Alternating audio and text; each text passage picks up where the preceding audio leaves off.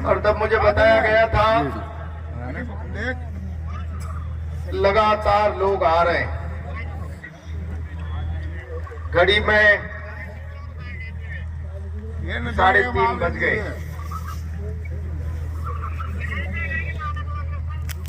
सबका नाम लूंगा तो लंबा समय होगा। मेरे सामने उपस्थित राजस्थान के कोने कोने से आए हुए सभी सम्मानित महानुभाव, नौजवान मित्रों,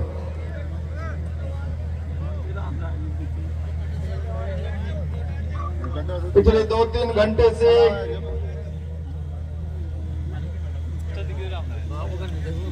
लगातार मन से आप लोग वक्ताओं की बात को सुन रहे हैं।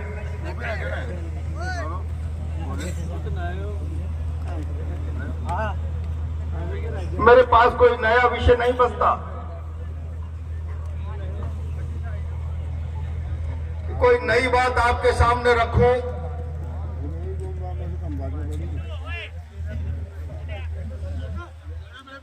13 तारीख की समरावता की घटना ने सारे देश को हिला के रख दिया।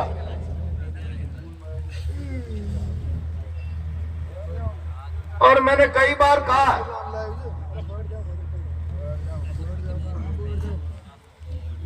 ऐसा दृश्य अंग्रेजों के राज में देखने को मिलता था। लोग जलियांवाले बाग में मीटिंग कर रहे हैं, फिरंगी राज की पुलिस आई और लोगों पर गोलियां चला दी। हमने ये भी इतिहास में पढ़ा। जल जंगल जमीन आदिवासी की होगी, जमीन को कब्जाने के फिरंगी राज के कानून को नहीं मानेंगे। मानगढ़ में आदिवासी मीटिंग कर रहा था, अंग्रेजों की राज की पुलिस ने चारों तरफ से घेर कर गोलियां चला दी।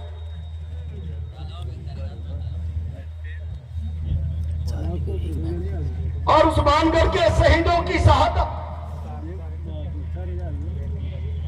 वो जलियांवाला बाग के शहीदों की शहादत की बुनियाद ने रास्ता बनाया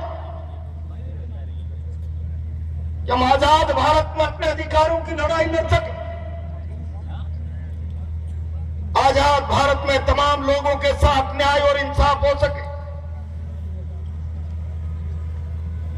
लेकिन समरावता ने फिर भी जनरल डायर के इतिहास की यादें दिला दी।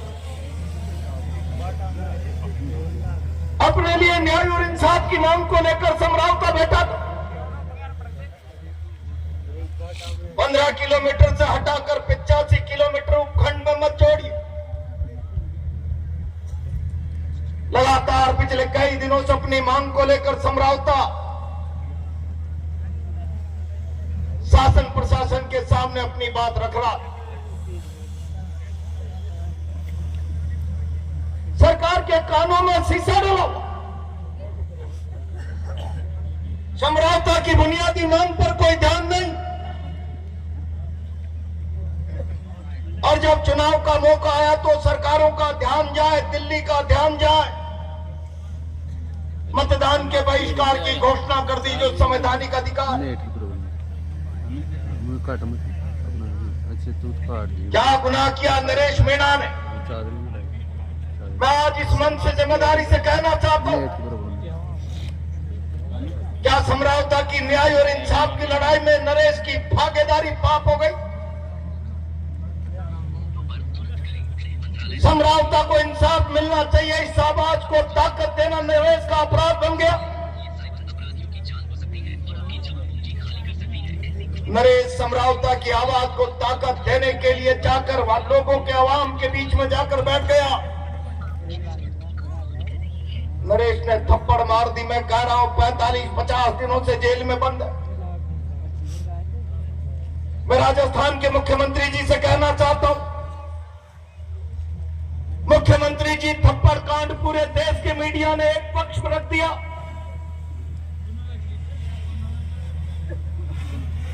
लेकिन सम्रावता अपनी मांग को लेकर लड़ रहा, मतदान का बहिष्कार हो रहा। आपके प्रशासन का एक अधिकारी एसडीएम आता है, बहन चित्रा मीणा का हाथ पकड़कर घसीटकर शासन का दम्भ दिखाता है, नौकरी से हटा देंगे, आंगनबाड़ी से हटा देंगे, जबरदस्ती मतदान कराता है। क्या यह अपराध की श्रेणी में नहीं आता? मैं सवाल करना चाहता हूं भजनलाल जी, आपके शासन में कोई अधिकारी महिला का हाथ पकड़कर घसीटे, क्या यह अपराध की श्रेणी में नहीं आता? मैं पूछना चाहता हूं राजस्थान की सरकार और प्रधानमंत्री जी से, क्या चुनाव आयोग की आदर्श आचार संहिता के बीच में प्रशासन का व्यक्ति आए और जबरदस्ती एक दल के सरकार के पक्ष में मतदान कराने का प्रयास करे, लोगों को डरावे धमकावे? क्या यह अपराध नहीं है? कानून नहीं, कानून का वायलेशन नहीं? मैं जिम्मेदारी के साथ कह रहा हूं मुख्यमंत्री जी, आओ। क्यों डर लगता है आपको जनता का? क्यों डर लगता है आपको प्रेस का? 1 साल से आपने जनता का सामना नहीं किया। निकलो अपने घर के बाहर और कह दो कि मेरे राज्य में कोई अधिकारी एक मां का, बहन का हाथ पकड़कर घसीटे, वो अपराध नहीं है। मेरे राज्य में कोई जबरदस्ती सत्ता के पक्ष में आदर्श आचार संहिता का उल्लंघन करके मतदान कराए, ये अपराध नहीं है। ये कहने का नैतिक साहस जुटाओ। मैं इस भीड़ से आग्रह करूंगा, हम आंदोलन वापिस ले लेंगे। हिम्मत हो तो कहो। और अगर ये अपराध की श्रेणी में है, शासन दादागिरी करके लोगों से मतदान करावे सत्ता के पक्ष, और अगर ये अपराध की श्रेणी में कोई सत्तार बहन का हाथ पकड़कर एक नौजवान अधिकारी बेइज्जत करने का प्रयास करे सत्ता के संरक्षण में, सत्ता के दम्भ में, तो मेरा सवाल है आज नगर फोर्ट से, मुख्यमंत्री जी क्या किया है आपके शासन ने, आपके कानून ने उन गुनाहगारों के खिलाफ? ये सवाल प्रहलाद गुंजल का नहीं है। आओ, अगर आपके पास आंखें हैं तो खोल कर देखो। जहां तक नजर जा रही है लोगों का सैलाब आज नगर फोर्ट की धरती से, भजनलाल जी आपसे ये सवाल कर रहा है, इस बात का जवाब दीजिए। लेकिन मित्रों, मैं बहुत जिम्मेदारी के साथ कहना चाहता हूं, एक नौजवान लड़का निर्दलीय चुनाव लड़ लिया, मेरे तो छोटे भाई की तरह। सच मानना, मैंने उसके निर्दलीय उम्मीदवारी का समर्थन नहीं किया था, मना किया। मन में बहुत गुस्सा होने के बाद भी मैं बहुत दिनों तक चुप रहा कि कुछ लोग मुझ पर आरोप न लगा दे कि शायद मैंने इसको चुनाव लड़ने के लिए संरक्षण दिया हो। लेकिन मैं आज आप लोगों से पूछना चाहता हूं, भारत दुनिया का सबसे बड़ा प्रजातंत्र, जब प्रजातंत्र का वसंत पर्व आता है, लोग मतदान करते हैं और मतदान करके अपनी चुनी हुई सरकार, अपना प्रतिनिधि चुनता है। चुनाव से नेता का निर्माण होता। राजस्थान विश्वविद्यालय की छात्र राजनीति से चलता हुआ वो नौजवान, जिसने अपने आप को जनता के विश्वास के भरोसे नेता के निर्माण के इस यज्ञ में भागीदार बना लिया। और मुख्यमंत्री जी, आप सरकार ने उसका रास्ता रोका। एक आदिवासी नौजवान विधायक नहीं बन जाना चाहिए। एक राजस्थान के नौजवानों की अब फड़कती हुई आवाज राजस्थान की विधानसभा में नहीं जानी चाहिए। सारे शासन की ताकत को उसे रोकने के लिए लगा दिया। मुख्यमंत्री जी, आपके शासन की ताकत के कारण वो आदिवासी नौजवान एमएलए तो नहीं बन पाया, लेकिन 60,000 वोट लेकर उसकी ताकत आपके विधायक से 4 गुना ज्यादा बन गई। जेल में डाल दिया। मैं कहना चाहता हूं मुख्यमंत्री जी, आप क्या कर रहे हो?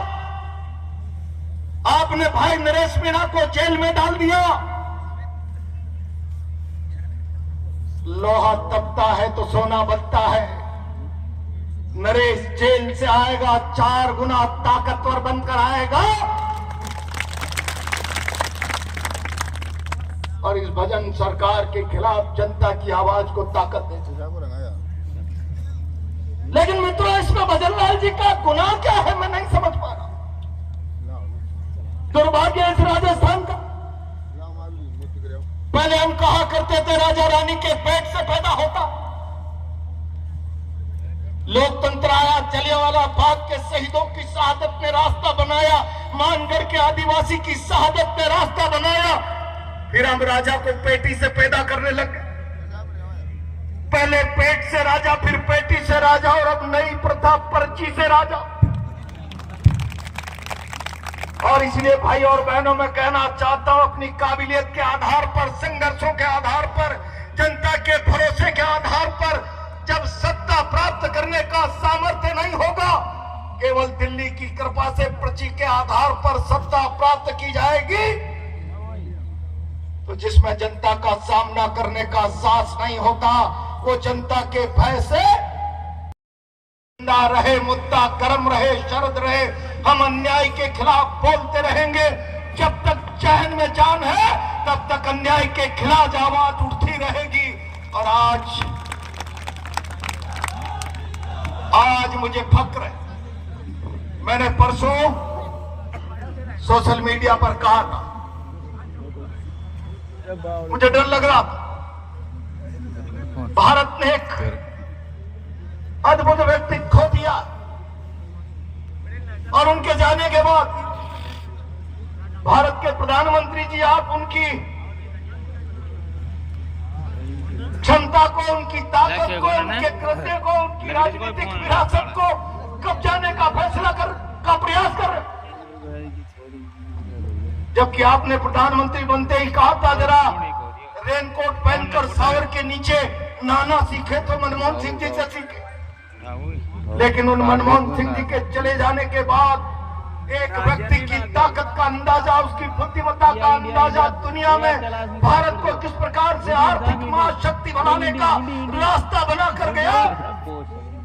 आज आपने चाहे घटिया राजनीतिक मानसिकता से स्वीकार किया हो, उस मौके पर भी आपने आलोचना के पक्ष को नहीं छोड़ा।